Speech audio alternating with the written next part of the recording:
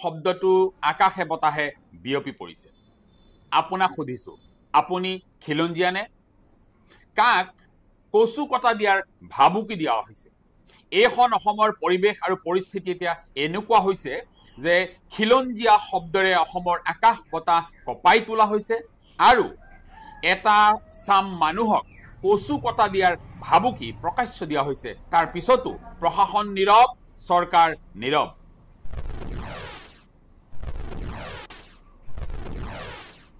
ধৰ্ষণ উজনি নামনি মাছ শাকপাচলি মিয়া মুছলমান খিলঞ্জীয়া অখিলঞ্জীয়া হিন্দু মুছলমান এনেবোৰ শব্দৰে অসমৰ আকাশ বতাহ এতিয়া কম্পমান এনেবোৰ কথা বতৰাৰে অসমত এক বিতৰ্কিত পৰিবেশ সূচনা কৰি ৰাজনৈতিক মুনাফা লাভৰ বাবে চেষ্টা কৰি থকা সকলে এতিয়া ৰং চাইছে কেৱল সিদিনা এনে এক বিতৰ্কিত পৰিবেশৰ মাজতেই কোনোবা এজনে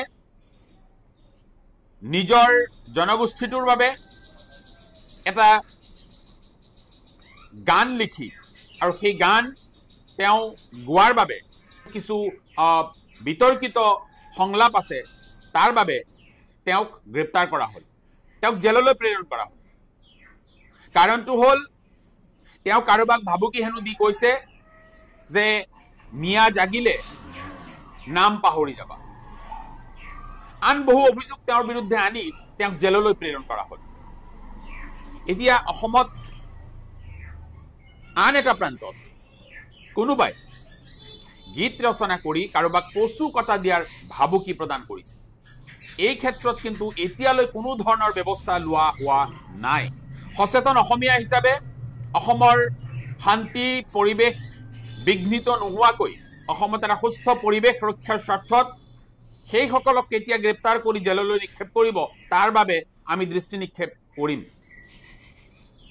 আজি সৰকাৰ নিমাত হৈ আছে আজি প্ৰশাসন নিমাত হৈ আছে আজি খিলঞ্জীয়া স্বাৰ্থ ৰক্ষাৰ বাবে খিলঞ্জীয়া শব্দটোৰ বহুল প্ৰচাৰ কৰি খিলঞ্জীয়াৰ স্বাভিমান ৰক্ষা কৰিব লাগে খিলঞ্জীয়াৰ স্বাৰ্থ ৰক্ষা হ'ব লাগে খিলঞ্জীয়াত্ব ৰক্ষা হ'ব লাগে বুলি কৈ এটা সাম মানুহক কচু কটা দিয়াৰ ভাবুকি গ্ৰহণযোগ্য নে গীত গোৱাৰ নামত অতপালি ইমানেই বাঢ়ি গৈছে যে কোনোবা মানুহক কোনোবা জনগোষ্ঠীক কচু কটা দিয়াৰ ভাবুকি এইখন অসমত মুকলিভাৱে দি থকা হৈছে তাৰ পিছত কিন্তু প্ৰশাসন আৰু চৰকাৰে সেই ক্ষেত্ৰত চকুমুদা কুলিৰ ভাও জুৰিছে আনে কৰিলে লীলা আৰু মই কৰিলে ধৰি বান্ধি কিলা এনে এক পৰিবেশ সূচনা কৰা হৈছে অসমত এটা সাম মানুহে কিবা কলেই তেওঁলোকৰ সেয়া অপৰাধ তেওঁলোকে মুখখন খুলিলেই সেয়া অপৰাধ চৰকাৰৰ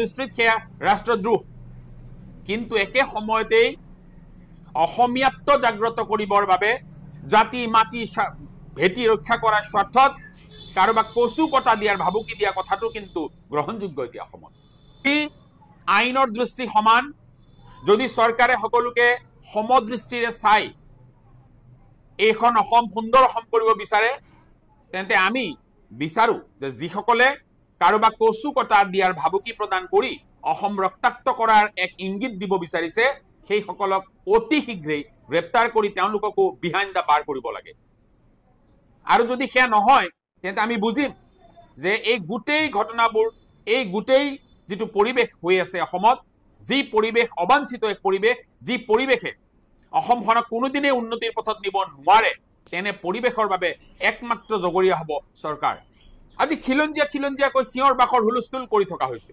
মই খুদিব বিচাৰিছো খিলঞ্জীয়া কোন অসম চুক্তিক আধাৰ হিচাপে লোৱা হয় বহু ক্ষেত্ৰত 855 গৰাকী শহীদৰ বিনিময়ত স্বাক্ষৰিত সেই অসম চুক্তিৰ কোনটো দফাত খিলঞ্জীয়া শব্দটো উল্লেখ আছে আজি বিধানসভাৰ কমিটি গঠন কৰিও খিলঞ্জীয়া শব্দটো বা খিলঞ্জীয়া কোন খিলঞ্জীয়াৰ সংজ্ঞা নিৰূপণ কৰিব পৰা নগল তাৰ পিছতো খিলঞ্জীয়া শব্দটোৰে অসমৰ আকাশ বতাহ কপাই তুলিব বিচৰা হৈছে মই যদি খুদু মই খিলঞ্জীয়া নহয় নেকি তাৰ উত্তৰত মই খিলঞ্জীয়া নহয় বুলি কোনোবাই যদি মোক কয় তেন্তে তাৰ বাবে খিলঞ্জীয়া সংজ্ঞা নিৰূপণ কৰা সেই সংজ্ঞাটো দি তাক প্ৰমাণ কৰিব লাগিব যধে মধে কেৱল কোনোবা এটা জাতি কি কোনোবা এটা জনগোষ্ঠীৰ মানুহক খিলঞ্জীয়া নহয় তেওঁলোক অখিলঞ্জীয়া মানুহ, তেওঁলোকক বিতৰণ কৰিব লাগে, তেওঁলোকক খেদি পঠিয়াব লাগে, তেওঁলোকক কচু কটা দিব লাগে, এনেধৰণৰ বাক্যবান নিক্ষেপ কৰি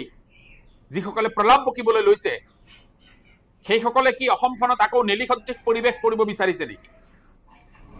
অসম আন্দোলনৰ সময়ত হকে বিহকে আন্দোলনৰ নামত আবাল বৃদ্ধ বনিতাক হত্যা কৰি যি এক পৰিৱেশ ৰচনা কৰা হৈছিল, সেই পৰিৱেশ অসমে দুনাই নিবিচাৰে, সেই পৰিৱেশৰ পুনৰাবৃত্তি কোনেও নিবিচাৰে। আজি নেলি হত্যাৰ বিচাৰ হ'লনে? মইতো বিচাৰো যে অসমৰ প্ৰতিটো কোণৰ পৰা নেলিৰ সেই জঘন্য হত্যাকাণ্ডৰ যিটো ন্যায়, সেই ন্যায়ৰ বাবে কিন্তু দাবী উত্থাপন হ'ব লাগে। আজি অসম আন্দোলনৰ গইনালৈ নেলিত যি গণহত্যা কৰা হ'ল, সেই গণহত্যাক লিগেলাইজ কৰিবলৈ যত্ন কৰা হ'ল। সেই গণহত্যাৰ কোনো বিচাৰেই নহ'ল। কিয়? আৰু আজি আকৌ এই অসমখন জ্বলাব বিচৰা হৈছে। আজি আকৌ কোনোবাই খিলঞ্জীয়াৰ নামত, অসমীয়াৰ নামত, অসমীয়া জাতিৰ নামত, জাতি মাটি ভেটি ৰক্ষাৰ নামত কাৰোবাক কচু কটা দিয়াৰ ভাবুকি দিব পৰা হ'ল। কিয়? আমি প্ৰশ্ন কৰিছো, কিয়? চৰকাৰ এই ক্ষেত্ৰত কিয় নিমাত? এটা সুস্থিৰ পৰিৱেশ সকলোৱে বিচাৰে, এটা সুস্থ গণতান্ত্ৰিক পৰিৱেশ সকলোৱে বিচাৰে। ভাৰতীয় সংবিধানৰ গণ্ডিৰ ভিতৰৰ এখন ৰাজ্য অসম, ইয়াত আইনবোৰ বেলেগ ধৰণে কিয় প্ৰতিষ্ঠা কৰিব বিচৰা হৈছে? এটা চাম মানুহক সন্দেহৰ দৃষ্টিৰে চাই তেওঁলোকে মুখখন খুলিলেই তেওঁলোকক জেললৈ প্ৰেৰণ কৰা হৈছে, আৰু কোনোবাই কাৰোবাক প্ৰকাশ্যভাৱে কচু কটা দিয়াৰ ভাবুকি দিয়াৰ পিছতো মানুহবোৰ মনে মনে আছে।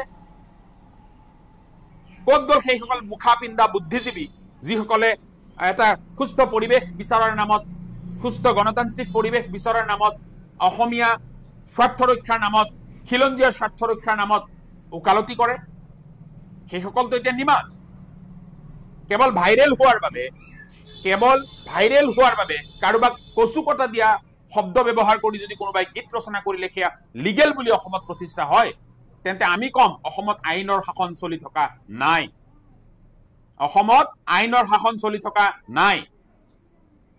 মুখ্যমন্ত্ৰী মহোদয়ৰ দৃষ্টি আকৰ্ষণ কৰিব বিচাৰিছো, যদি আপুনি গীত ৰচনা কৰাৰ বাবে আলতাফ হুছেইনক জেললৈ প্ৰেৰণ কৰিব পাৰে আপোনাৰ গৃহ বিভাগে, তেন্তে সেই একেই শাৰীত ৰাখি কাৰোবাক কচু কটা দি অসমৰ পৰা খেদিম বুলি ভাবুকি দিয়া সকলকো আপুনি জেললৈ প্ৰেৰণ কৰিব পাৰিবনে? আছেনে আপোনাৰ সেই সাহস? অসমৰ পৰিৱেশ বিশৃংখল হৈ গৈছে, অসমত শান্তিৰ পৰিৱেশ বিনষ্ট হৈছে। অসমত মানুহে ৰাতিপুৱাৰ পৰা গধূলিলৈ কেৱল এইবোৰ কথা বতৰাতেই নিজৰ মন মগজু নিমজ্জিত কৰি থাকিবলগীয়া হৈছে। ডেভেলপমেণ্টৰ কোনো কথা মানুহে ভাবিব নোৱাৰা পৰিৱেশ এটা অসমত সূচনা কৰা হৈছে। আজি আমি মানুহবোৰ ঘৰৰ পৰা ওলাই গ'লে সুস্থভাৱে ঘৰলৈ উভতি আহিম নে নাই, এই শংকা এটা কিন্তু মনত হৈছে। কাৰণ কোনোবাই কৈ থৈছে কচু কটা দিম, শংকিত হৈ আছে। আজি কোনোবাই কৈ থৈছে কচু কটা দিম বুলি পেলাই কোনোবাই যদি কৈ থৈছে, তেতিয়াহ'লে অকণমান শংকিত হৈছো। আজি বাহিৰলৈ ওলাই যাবলৈ ভয় লগা পৰিৱেশ হৈছে। কাৰণ কচু কটা দিম বুলি যিটো শব্দ ব্যৱহাৰ কৰা হৈছে, যিটো বাক্য ব্যৱহাৰ কৰা হৈছে, ইয়াৰ আওতাত কোন আহিব, আন্ধাৰৰ সুযোগ লৈ কোনে কাৰোবাক কচু কটা দিব, এইটো গণতান্ত্ৰিক দেশৰ পৰিৱেশ হ'ব নোৱাৰে, এইটো গণতান্ত্ৰিক শব্দ হ'ব নোৱাৰে।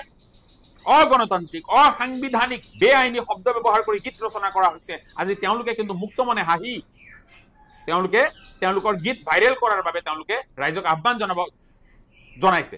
তাৰ পিছতো কিন্তু চৰকাৰ প্ৰশাসন নীৰৱ। জনহিতাৰ্থে এই ভিডিঅ'টো অতি বেছি শ্বেয়াৰ হোৱাটো জৰুৰী বুলি মই ভাবো। জয় অসম।